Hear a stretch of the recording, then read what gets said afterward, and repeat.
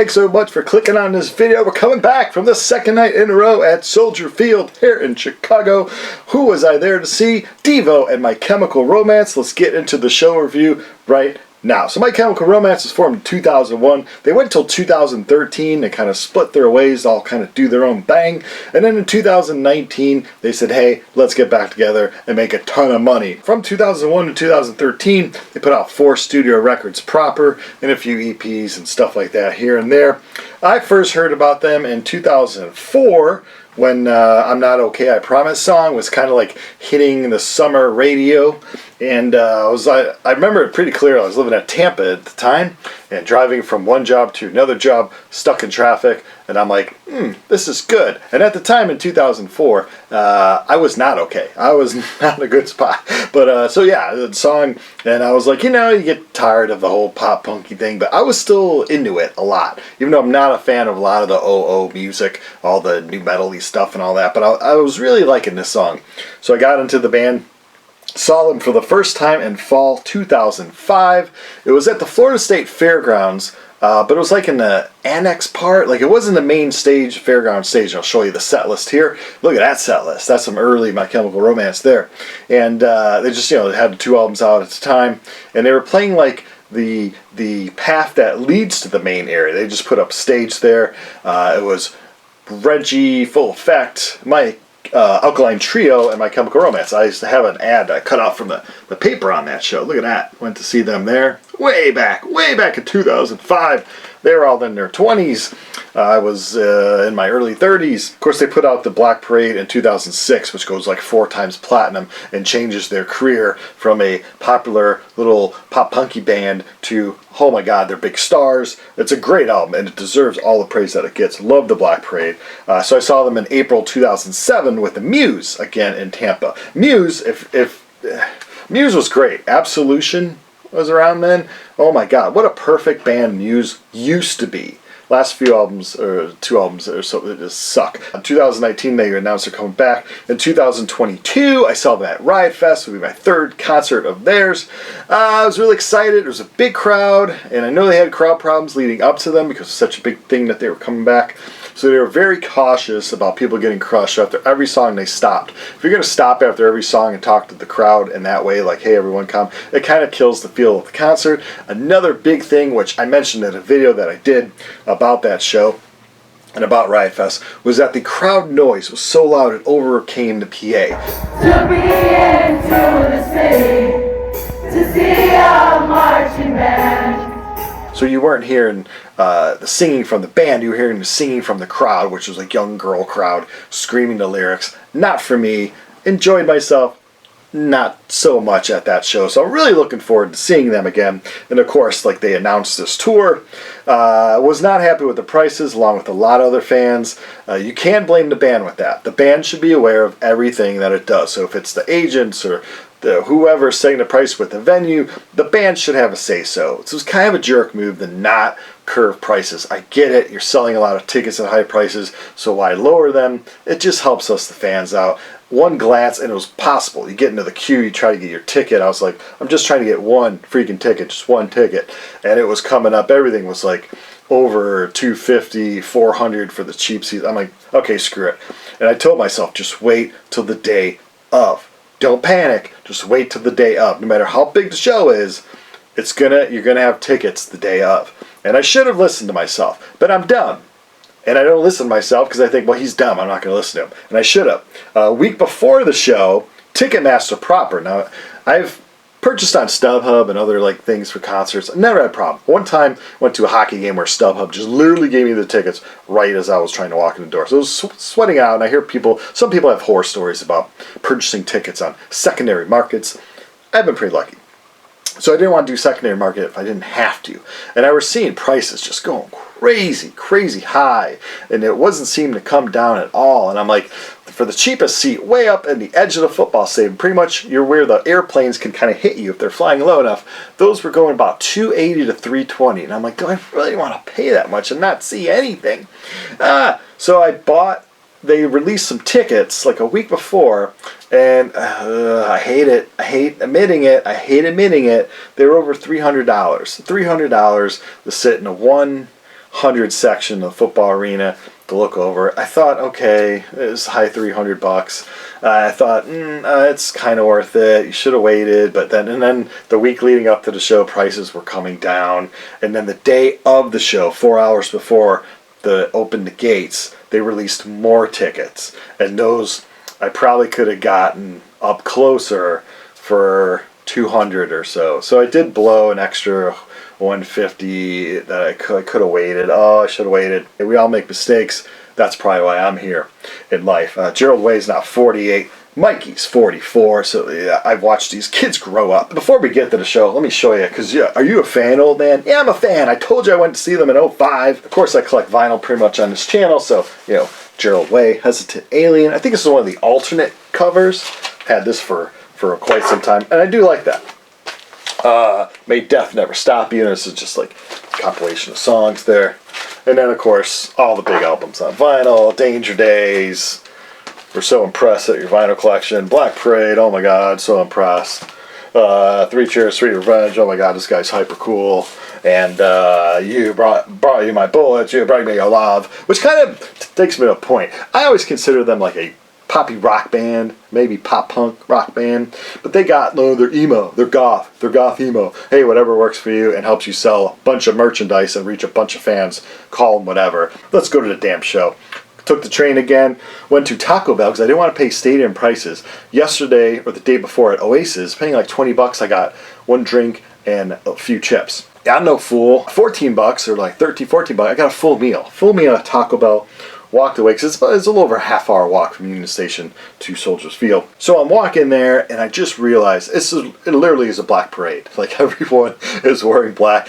A lot of like 20-some-year-old girls. They're still, that's half of the age of the group they're seeing. So congrats to the guys to appeal to such a massive young audience, the young consumers, and they're huge lines to buy t-shirts. I'm not going to spend $45 on a t-shirt or $50 on a t-shirt.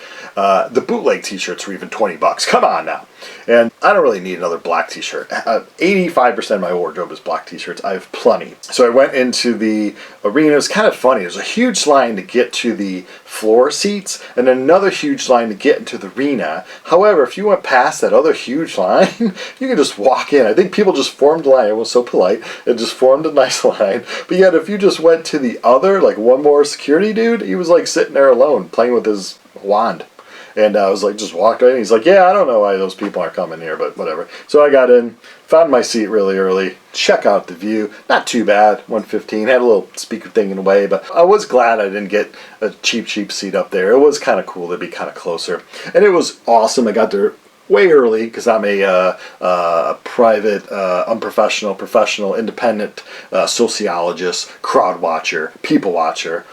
A lot of outfits. A lot of the people like to dress up as the girl from the Helena video. A lot of dudes like to dress up as Gerald, with their little eye makeup and all that. Yeah, it was cute. I just hope the fans don't think that they're any different from like Taylor Swift fans. Kind of the hot topic. And that's why a lot of people kind of like crap on the band. It's like, oh, they're not real punk rock. They just have these fashionable fans that aren't, whatever. Who cares? It's just kids having fun. Aren't we all supposed to just have fun? You do have that mentality where it's like, I don't care what I look like. I don't care what society thinks. But yet you did. Because you took a long time to put on a little bit. And I saw you guys taking all the selfies. Nope, that was not good enough. Nope, that was still not good enough. Nope, that was... So just like the Taylor Swift fans, you just wear a lot of black. So, one of the main reasons why I was splurging on the ticket and going to concert, DEVO, one of my favorite bands, formed way back in 1973. They have 9 studio records proper, so please, just don't whip it. There's so much more. I'm talking about DEVO, excuse me. I have a huge DEVO collection. I have a video on this channel just about my collection of DEVO, but for those of you, are you a fan? Yeah, let me just pull out these 2 7-inches. That's 14 inches of rock right there. And that should prove my worth to talk about DEVO. Love DEVO, I've seen them numerous times. However, they are kind of playing the same for the last years, kind of the same set list. But hey, it's DEVO. I love all the songs. And if you have Netflix, check out the documentary. This hardcore fan says it's hardcore good. Yeah, we are DEVO.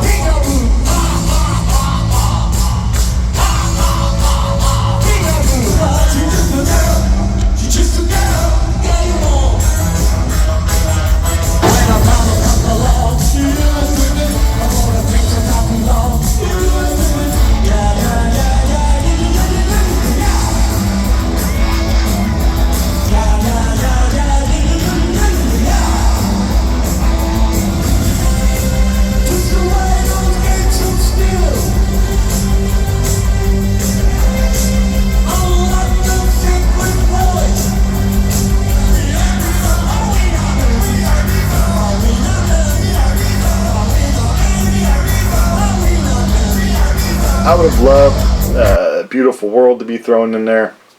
Perhaps Are You Experienced would have been really cool, their cover of Jimi Hendrix song. But hey, I'm always happy with DEVO. It seemed like the crowd really appreciated it and liked them. I did see a few energy domes in the crowd, so good stuff. Yeah, this, for me to say I saw DEVO freaking play Soldier Field, a football field full of DEVO music, that's good. So you have your half hour wait because they got to do the stage and all that stuff. And again, it was a good crowd watch. And I noticed some people had these yay or nay cardboard signs that the security or whoever at the venue was supposed to hand out as we were walking in. For the Chicago show, they didn't. I might splurge and I might buy one of the little cardboard signs on eBay. After the show, I was trying to find one on the ground, and people in front of me had a whole bunch they were hoarding. I didn't get a yay or nay sign. Hey, if any of you are watching this, contact me and I'll buy a yay or nay sign off of you, huh? I'm making bucks off of YouTube. I can afford it. The crowd is hyped. Obviously, they have a great fan base. Just a few old people like me. I was probably one of those people. A lot of young people are into them, which then I don't think then a lot of the average fans in that stadium saw them on their first run. Perhaps they just built and they heard about this great band called My Chemical Romance from New Jersey, and they never really saw them live before. Or, yeah, because it seemed like there's no way, unless these kids were seeing them at age like 2 or 3. I doubt it. Me, I'm chalking up time number 4. So they come out and they do the Black Parade. I didn't really realize that they were actually doing, I mean, this is the ad for the show. I should have known they were doing something. It's called Return to Black Parade, you idiot, or Black Parade Lives. Obviously, they're doing a Black Parade. I just think they're doing songs from it. Turns out, yeah, they're doing the whole damn thing. And this is another thing. The posters were like $25, but it was a general, had all the shows. I just wanted one with DEVO. Every opening, every time they play a big city, the tour's kind of wrapping up. So if you're seeing this review, you have just a few shows left. We got DEVO for our openers. Other openers were like, one had Alice Cooper, one had The Violent Femmes, one's going to have Evanescence. But yeah, I'm so glad with DEVO. So I just right-clicked, saved, and printed out an 8x10 of the ad. And there's my poster. My poster cost me $4.99. You're welcome. I'm a thrifty saver. So they do Black Parade, and the whole theme is like we're transported and we're to kind of this weird Eastern Bloc communist kind of country.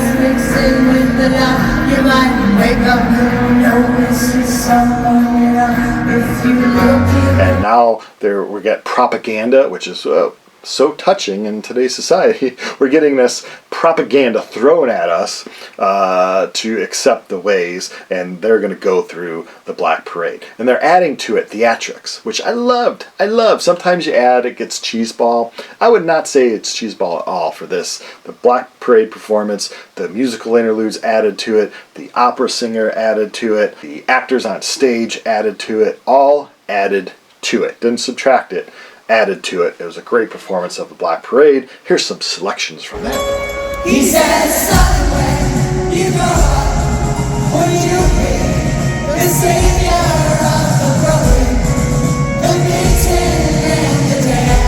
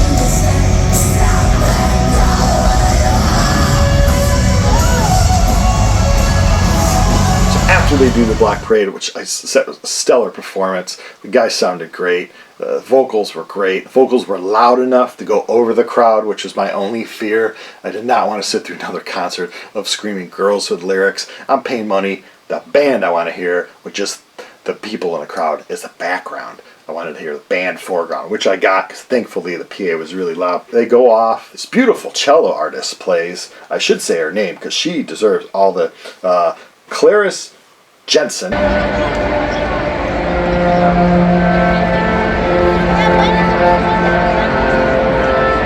Performs a song called From A to B, which is kind of funny because it's stage A to stage B. And then after her beautiful cello playing, which was really nice mood music, they put on a screen a tribute to their late drummer who passed away just last year, sadly. And then they come out and they do about 10 songs. Now, don't leave early, because if you're like me, a lot of people seem surprised what's happening at shows. I always go to Concert Setlist FM. Kind of ruins it, but I also kind of like to know who's doing what. So if you go to Concert Setlist FM, you throw up their set list, so you kind of know what they're doing. Unbeknownst to me, though, they're kind of changing Stage B every night. So they're coming out Stage B for us. They said, hey, we're just 5 dudes from New Jersey, well, 4 guys from New Jersey, and we're going to play for you. And we first played here at the Fireside Bowl, and that's very correct. I used to play Fireside Bowl. The owner, Jimmy, good friend of mine way back then. Hammer. If you know Fireside Bowl, you know Hammer. Hammer the bartender. Anyway, a lot of punk bands used to play there around, I don't know, 93, 94, 95 was like coming up. It got popular. Then everyone just started playing their touring acts and all that stuff. So as a local punk musician way back then, loved playing there, loved going to see so many shows there. No FX, tons of punk bands coming through town. I guess I moved out of the Chicago area for a little bit in 2000. I guess they came there in 2002 and 2003. So it was really cool for them to say from Soldiers Field, huge place, hey, props to the Fireside Bowl, which was a bowling alley punk bands used to play at. So I was like, oh, cool. You know, this was kind of, when we're getting changes, so we're talking about how Chicago in America was kind of the first place to really embrace us. And we were able to come here and play really awesome shows. And they got bigger and bigger, and they were fucking great. And I remember all of them. They were so good. Well, thank you guys. And, again, a lot of the crowd wasn't alive when they were playing those shows. And then they come out and then they do their little Stage B, which is kind of close to me, which is really cool. And then they just blast out a few songs, which is awesome. They did Thank You for the Venom.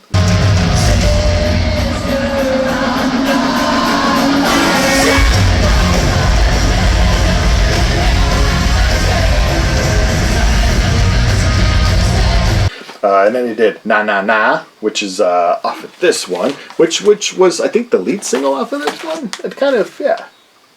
Boom. Danger Days. Then The World is Ugly. You know what they do to guys like us in prison. Scarecrow.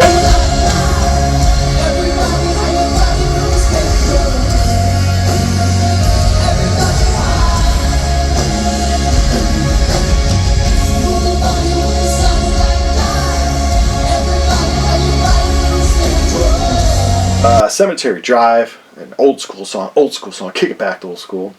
I'm Not Okay, which is the whole reason why I was there.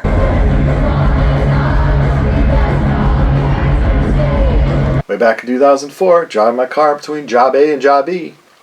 Hey, I like this song. Boom! Turns into a whole experience there. Boy Division, Helena, which I think has one of the most catchiest choruses you're ever going to hear.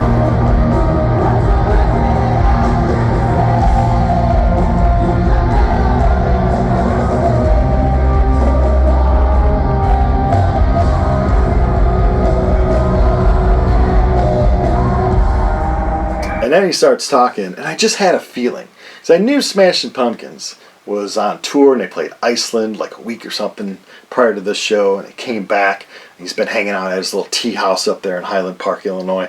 And he had DEVO. Where's DEVO? Oh my God. He had DEVO at his little tea shop interviewing them the night before, which I would have gladly gone to, but I was seeing Oasis at Soldier Field. I got a video for the Oasis review too up here.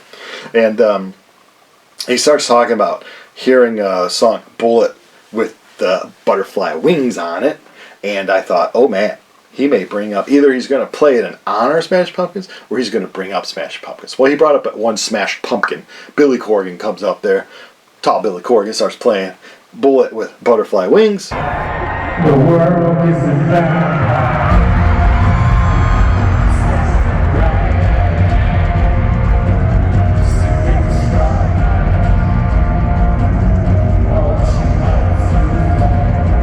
And seeing that, you know, it's like beautiful weather. It rained a little bit sometimes during the show, but it was like drizzly, so it's fine. Unless you had your black hair dye wasn't really set in, then you started crying black. And then all the girls with the fake blood makeup, the fake blood started on. But it just added to the effect, right?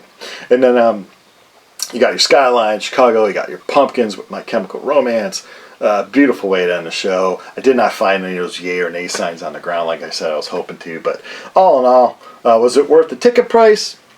Yes, it was, but if I would have waited, like I told myself, you idiot, you wait till last minute, I would have saved over $100, which I then could have bought more records or streamed some of their songs, which are just like streaming only.